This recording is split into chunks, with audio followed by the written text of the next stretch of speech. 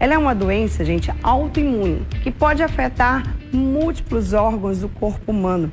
E hoje eu estou recebendo a nossa dermatologista, a doutora Larissa Carvalho, né? E a nossa representante do grupo, que é a Maria Ana, que acolhe pessoas com lúpus. E a Maria está aqui junto com a doutora Larissa. Sejam bem-vindas, meninas maravilhosas. Tudo bom, doutora Larissa? Tudo bem. Toda linda, como sempre. Tudo bem, Maria? Como Tudo vai? bem. Seja bem-vinda. Vamos lá, vamos falar um pouquinho sobre o lúpus. Você que está em casa, né? Se quiser também tirar suas dúvidas, pode mandar pelo nosso WhatsApp a sua pergunta, tá? Então fiquem à vontade, aproveita a doutora Larissa tá aqui para tirar todas as suas dúvidas, tá? E o número 981733660. 981733660. É o mesmo número que você vai mandar também o vídeo do carrinho, tá? Não esquece. O que é o lúpus, doutora Larissa? Conta pra gente um pouquinho sobre essa doença. Marília, muito bom estar aqui de novo com você nesse maio roxo, que faz alusão a essas doenças autoimunes, em particular o lúpus. E o lúpus é uma doença inflamatória, autoimune, portanto não contagiosa. Então, é praticamente o organismo, ele começa a criar anticorpos contra suas próprias células, como se fosse um soldado de um exército combatendo contra o próprio exército. Que coisa! E então é uma doença que tem múltiplas expressões clínicas, porque se isso acontece no rim, há uma nefrite. Se acontece no coração, há uma pericardite, uma miocardite. Se acontece na pele, a queda de cabelo, há placas, há lesões de pele. Se acontece, por exemplo, nos pulmões, então nas articulações. Então, assim, realmente, por isso que eu estou aqui, porque na verdade quem trata o lúpus é o reumatologista. Mas nós temos essa interface como equipe multidisciplinar. Que maravilha. E para diagnosticar essa doença do lúpus, é fácil, assim, de primeiro, tipo, só em olhar? Ou tem algum tipo de exame que tem que ser feito para que tenha um diagnóstico completo? Marília, para fins de diagnóstico, eu vou lhe dizer que não é fácil, porque isso se baseia muito na genética de cada paciente e nessa guerra de anticorpos. Então, por exemplo, tem pacientes que às vezes eu tenho uma pessoa conhecida que o primeiro sinal do lúpus foi cegueira. Quer dizer, cegueira, e aí você vai investigando. Exato. Outras têm dores articulares e aparenta ser um outro tipo de reumatismo.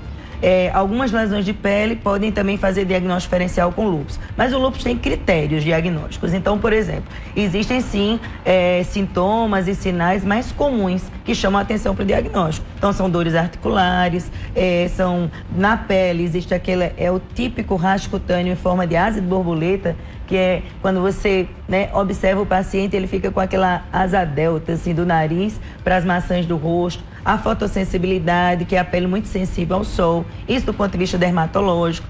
Aí já do ponto de vista neurológico, existem convulsões. Então, assim, particularmente, o profissional tem que estar atento, lembrar dessa doença. E se faz, sim, exames laboratoriais, que são exames de investigação de anticorpos, ao mesmo tempo que o próprio hemograma é um exame simples, mas, por exemplo, a baixa de plaquetas, a baixa de leucócitos e uma anemia também pode apontar para o lúpus. Então, existem critérios diagnósticos, ou seja, você soma alguns achados para, ao final, trazer esse diagnóstico. Muitas vezes, o dermatologista em si recorre a uma biópsia de pele, Então, retira um fragmento de pele e o diagnóstico, quando clinicamente não está tão típico, às vezes é através desse exame de biópsia.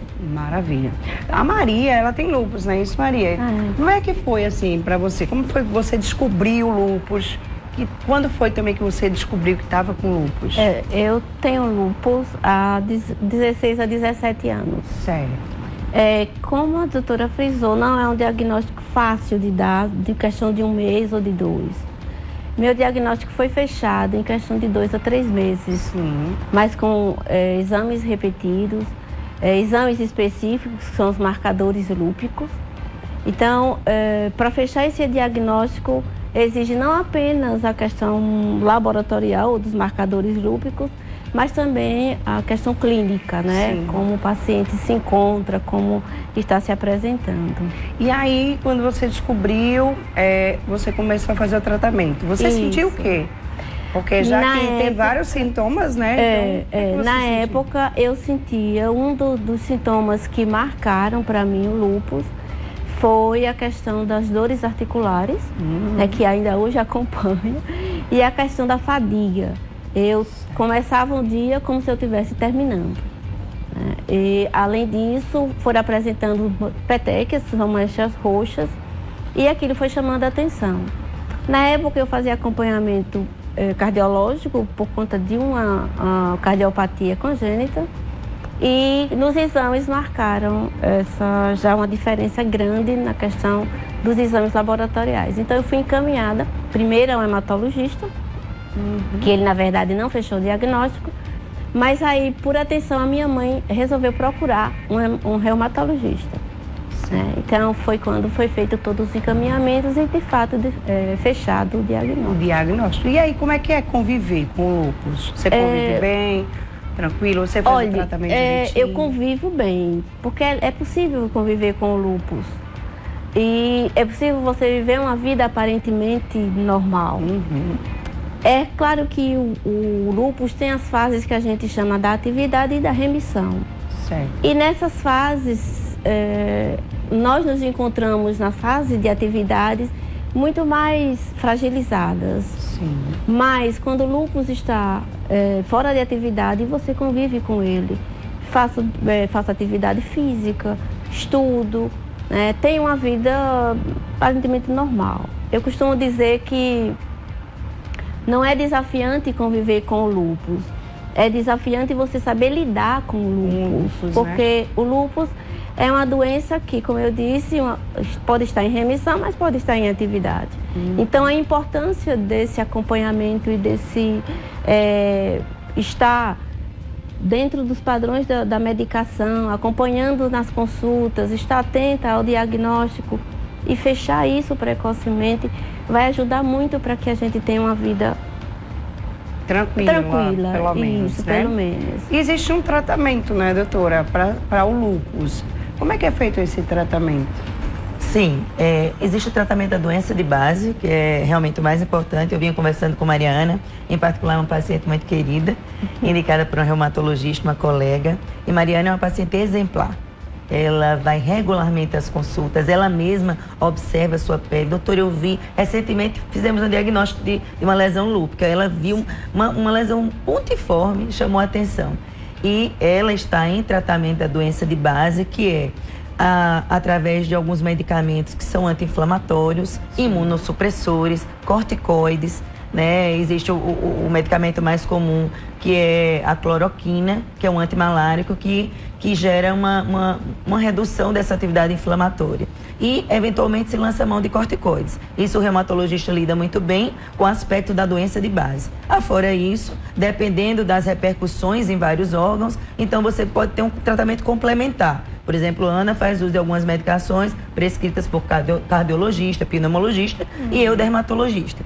E além da doença de base, que está sob controle, né? Relativamente sob controle nessas fases de remissão, mas como ela é uma paciente muito exemplar, então assim, ela realmente tem uma regularidade de consultas, ela conhece a doença, então ela mesma chama atenção para isso. Recentemente teve um diagnóstico de nefrite, então ela sabe os medicamentos que ela pode tomar, que não pode.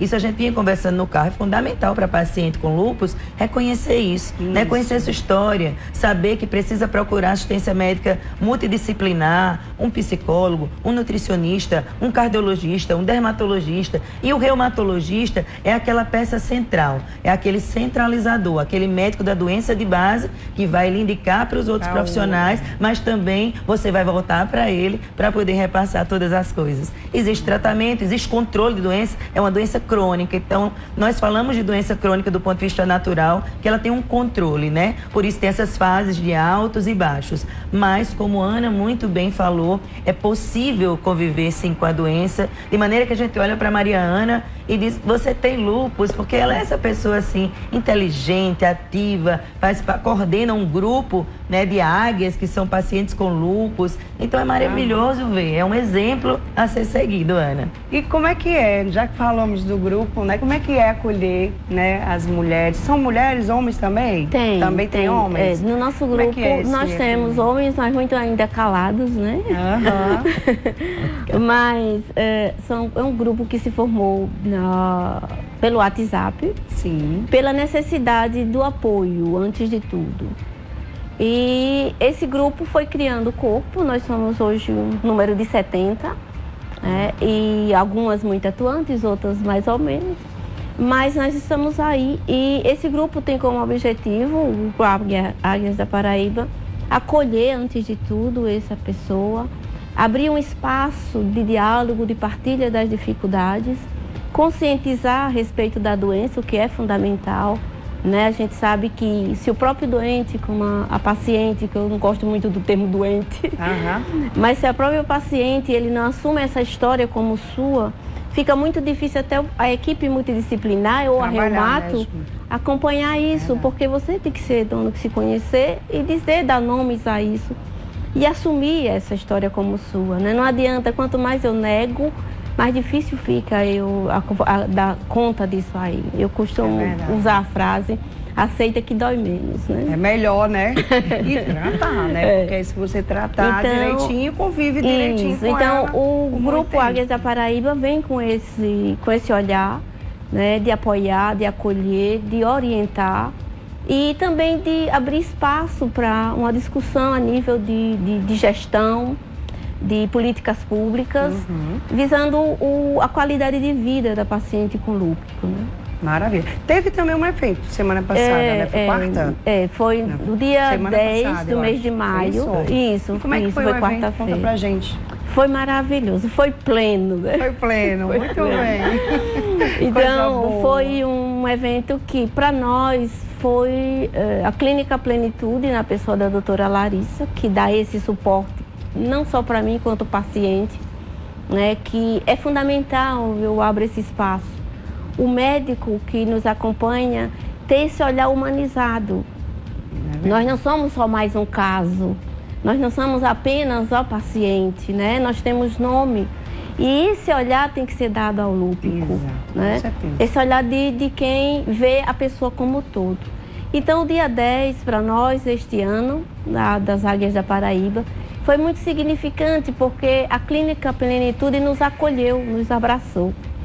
E nos abraçou apenas, não pelo gesto de nos encontrar, mas nos abraçou nos olhando como toda, né, de forma integral, não só a doença.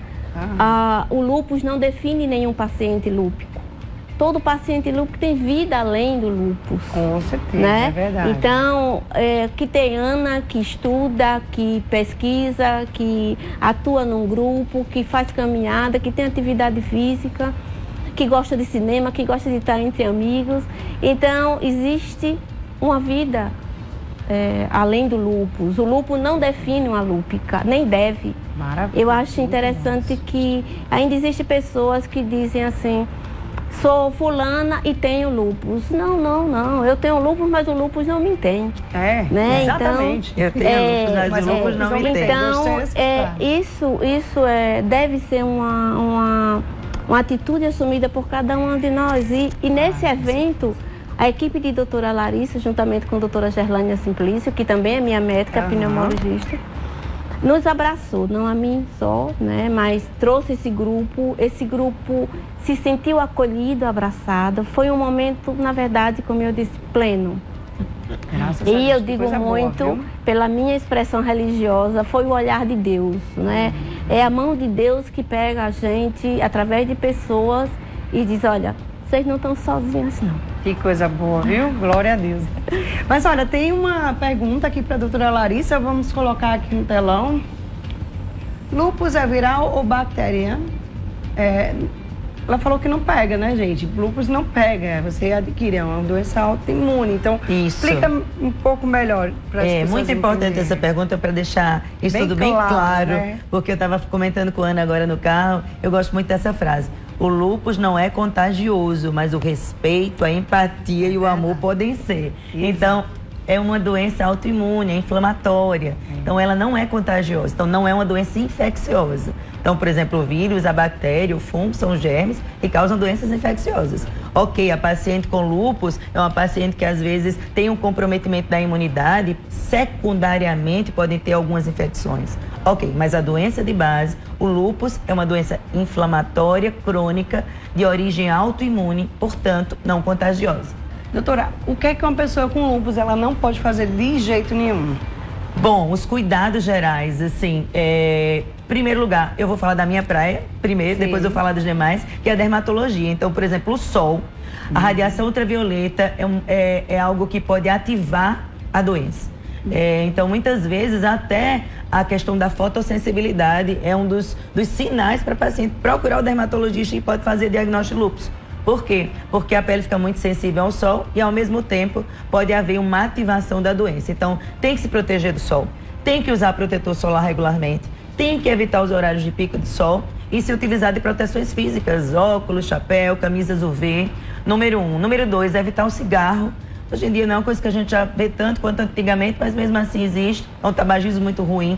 Ter uma qualidade de vida, então ter um sono reparador, se alimentar bem. Então, o aspecto nutricional é fundamental. Pode beber, né? doutora? Não deve ingerir Não bebida deve, alcoólica. certo. Primeiro porque existe o efeito do medicamento. Segundo porque o álcool, quer que não há um metabolismo hepático, uma excreção renal. Então, assim, a interferência nesses múltiplos órgãos que precisam estar protegidos é grande. E, ao mesmo tempo, fazer esse check-up regular. Então, por exemplo, é um paciente que precisa, sim, passar por exames cardiológicos, revisão dermatológica. Então, tem coisas que eles devem fazer e outras que eles não devem fazer. Com certeza. Agora, é engraçado. Eu tenho uma amiga, né, que ela ia à praia, surfava, disse, como é assim? Mas se tu não pode ir pro sol, como é? Diz ela ia toda, diz ela, né? Ia toda protegida, mas ela ia à praia, fazia muito exercício físico, né? Tinha um corpão lá. Mas eu não entendia por que ela ia à praia, se não pode pegar sol. Você falou agora que não pode pegar sol. Sim. Mas ela pegava sol. Ela convivia super bem com a doença, mas tinha vezes que ela tinha muitas crises. Ela tinha muitas crises. Pode também ser devido a algumas coisas que não podem e ela fazia. Devido a médica falava para ela que ela podia fazer moderadamente algumas coisas, né? Eu entendo isso porque, assim, é como a Ana acabou de comentar, né? Então é preciso também reconhecer que o paciente tem uma vida além do lúpus. Então, eu acho muito difícil, enquanto profissional, também impor uma série de regras. Você não pode, não pode, não pode, não pode. Agora, realmente, eu acho que existe um bom senso e um equilíbrio. Por exemplo, se você for a um horário, à praia, um horário mais cedo, se for protegido, então, assim, é um lazer, isso faz bem para o emocional. Então, o emocional é um outro aspecto que pode reativar também lúpus, então, eventualmente, um estresse. E aí eu fico assim, eu tento me colocar no lugar do paciente. Eu falo isso de uma maneira geral, porque de fato a radiação ultravioleta pode ativar a doença. Mas ao mesmo tempo, nós precisamos sim de lugares, de ambientes, de lazer. Então você pode se utilizar de uma praia para ter um lazer de maneira que você fique protegida. Então é um bom senso, é um equilíbrio. Realmente, eu me lembro, a gente estava quarta-feira na Clínica Plenitude, como a Ana comentou, foi o dia D do lúpus. E aí a gente ficou embaixo da mangueira ali, todo mundo ao ar livre, depois passaram por um circuito de serviços, massagem dos pés, cabelo, make. Coisa boa. Foi muito interessante. E teve um momento que uma das meninas das águias, né, tava bem no sol. E eu comecei a falar e comecei a me incomodar. E tava assim, era 4 horas da tarde, um solzinho fraco. E eu dizendo, desculpa, mas eu tô um pouco incomodada, venha pra cá. E aí eu acabei falando um pouco sobre isso, assim, que realmente é algo que você precisa ter um bom senso, lidar com aquilo, né, que aí, acho que a Ana pode falar melhor do que eu, como o lúpus não a tem, ela tem lúpus, mas ele não a tem, então ela tem uma vida além. Então, saber o que pode e o que não pode e regrar tudo isso. É verdade. Eu acho que esse bom senso, essa sabedoria para conduzir é fundamental. A Ingrid, ela era lá da igreja que eu frequentava, da mesma igreja. Na verdade, foi ela que me levou para o cursilho e eu entrei nessa igreja, né, através do cursilho, depois que eu fiz. Então, ela era uma pessoa maravilhosa, orava muito, muito mesmo, era uma pessoa de oração. Mas ela tinha realmente, de vez em quando, umas quedas muito grandes, né? Nossa, ela dizia que ficava muito mal mesmo, fraca, se sentia, né, muito fraca, muita coisa passava. Mas, enfim, deixa eu só deixar mais algumas perguntas aqui do telespectador. Bem rapidinho, bora lá, só bem rapidinho aqui para a doutora Larissa responder. Eu tenho lúpus e também artrite, reumatoide, né? Sinto muita dor nas articulações. O que fazer, doutora? Ou seja, tem os dois. Procurar um reumatologista é fundamental. Na verdade, o Maio Roxo faz alusão a doenças autoimunes. E eu estou aqui como dermatologista para falar dessa interface, inclusive no cabelo, né, na pele. Mas, em primeiro lugar, procure um reumatologista, porque você tem que ter esse controle de doença, né? Tem que ser investigado, não só para fins diagnósticos, que ela já tem, mas de intensidade de doença, né? Para, a partir daí, ser medicada e, se for necessário, até ser conduzida a uma fisioterapia, a uma atividade física, se for o caso, a um fisioterapeuta, ou seja, a essa equipe multidisciplinar. Mas o primeiro passo, procure um reumatologista para lhe conduzir. Existem várias opções de tratamento, mas aí para cada caso individualizado, você vai checar a melhor terapêutica de acordo com a expressão clínica da doença e com as comorbidades, porque existem doenças sim autoimunes que podem vir juntamente com outras. Então é fundamental essa avaliação. O médico para isso é o reumatologista. O tratamento, você já falou, só para a gente finalizar. Se a pessoa não fizer tratamento nenhum, ou sei lá, ela achar que é uma besteira, não, isso aqui eu acho que, sei lá, achar que as dores articulares é outra coisa. Só vai complicar. Né? Tipo assim, achar que não é lúpus e é outra coisa, digamos assim. Vai tomando um remédio, às vezes a pessoa vai se automedicando, enfim, existe gente para tudo. E aí, doutora, se a pessoa não fizer o tratamento direitinho, pode chegar Sim, né?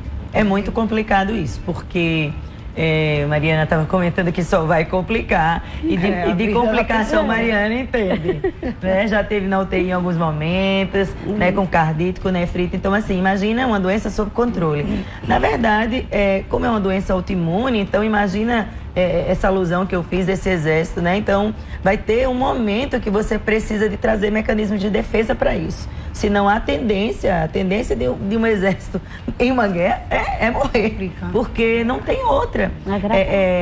Lógico que existe uma genética e a partir disso há uma condução da doença hora mais, hora menos, mas uma doença que não tem o controle, ela vai gerar complicações. E essas complicações em múltiplos órgãos vão levar a uma fatalidade. É muito difícil isso, porque, e ainda mais, a gente está trazendo aqui essa importância do diagnóstico precoce, porque você pode ter uma qualidade de vida, né? Então, imagina você, eventualmente, não tratar ou negar a doença e aí ficar com complicações cardiovasculares, ficar em hemodiálise, quer dizer, numa situação que poderia ter sido revertida se houvesse um diagnóstico precoce e uma conscientização que eu preciso do tratamento. Então, é fundamental. Isso nem nos cabe, assim, nesse momento. Eu sei que existe a negação, então trata com psicólogo e tudo, mas hoje em dia a gente tem tantos recursos terapêuticos. Ana tem mais de 15 anos de doença, numa fase que nem tínhamos tantos recursos assim. A reumatologia evoluiu tanto, a própria dermatologia, né, hoje em dia com a parte de cabelo, que eu amo tanto. Eu tenho pacientes de lúpus com placas lúpicas no couro cabeludo que foram revertidas, hoje está cheia de cabelo. É maravilhoso isso, o diagnóstico precoce é fundamental, entende? Então, assim, as crises podem ser controladas. É uma doença crônica? Ok, mas ela pode ser estabilizada e você conviver e ter uma vida além do lúpus. Eu gostei dessa frase, Mariana. Eu também gostei, viu? Mas a mulher, ela pode engravidar, doutora? Uma mulher com lúpus? Pode, Maria? Pode. E aí? E às vezes, né, tem a pessoa e aí, lúpus, mas assim, aí entra a importância do controle da doença. Tem que estar controlado, do acompanhamento, né, com a reumatologista, que é a médica da doença de base. Ok. Se não há o controle, se você também não acompanha isso junto com a medicação, a rotina de exames, a rotina de consultas, é meio complicado você engravidar. E até porque eu acho que se a mulher tem, o bebê pode vir a ter. Ia falar isso, existe o lúpus neonatal, né? Que aí pode sim se engravidar com lúpus, mas tem que ter um controle estrito, assim, algo bem... Existem algumas situações cardiovasculares que podem acontecer, né, com a mãe, e existe também o risco do lúpus neonatal. Então, assim, é possível, mas tem que ter um controle com o reumatologista. Maravilha, doutora Larissa, obrigada por sua participação aqui no nosso Manhã da Gente. Volte sempre, que eu adoro quando você vem, pra gente falar de outros assuntos. Pode ser cabelo, pode ser doença de pele, viu, Jai? Ela é ótima. E Maria, obrigada, né? E como é que faz para entrar no grupo? Né? Deixa um WhatsApp aí para quem tem essa doença, né? Que às vezes está se sentindo só, né? E às vezes com um acolhimento do grupo, uma falando, eu tenho a minha assim, o assado, pode estar ajudando também de alguma forma outras mulheres, né? Eu vou deixar a rede social do Instagram, Águias da Paraíba. Águias da Paraíba, Isso. Então segue lá no Instagram. Lá tá, vocês nos encontram, entrem em contato e a gente vê como você ser acolhida, abraçada por nós. Com certeza. Você que mandou aí sua pergunta, viu, que tá com lúpus, né? Entra nesse grupo, né, que você vai ser muito bem acolhida, eu tenho certeza, viu? Com certeza. Eu só queria deixar um recado. Sim, pode ficar à vontade. Dizer a todas lúpicas, né, as doenças autoimunes, que não é impossível viver com lúpus, né? É possível. É possível desde quando você aceite, que é um dos primeiros passos, que você cumpra as suas consultas, siga os seus exames, tome a sua medicação, né? Então, é possível conviver com lúpus. É uma doença que realmente não tem cura, como a doutora frisou, mas é uma doença que tem controle. Com certeza. Então, cabe a nós, né, abrir espaço para que a gente, como lúpica, possa viver bem e com qualidade de vida. Maravilha, viu? Obrigada, viu, Maria? Obrigada. Você é maravilhosa também. Obrigada, Maria. Eita, é plena, gente. Gente, eu vou a um pequeno intervalo e eu volto já, porque eu tenho mais entrevistada aqui no nosso programa, viu? Já volto.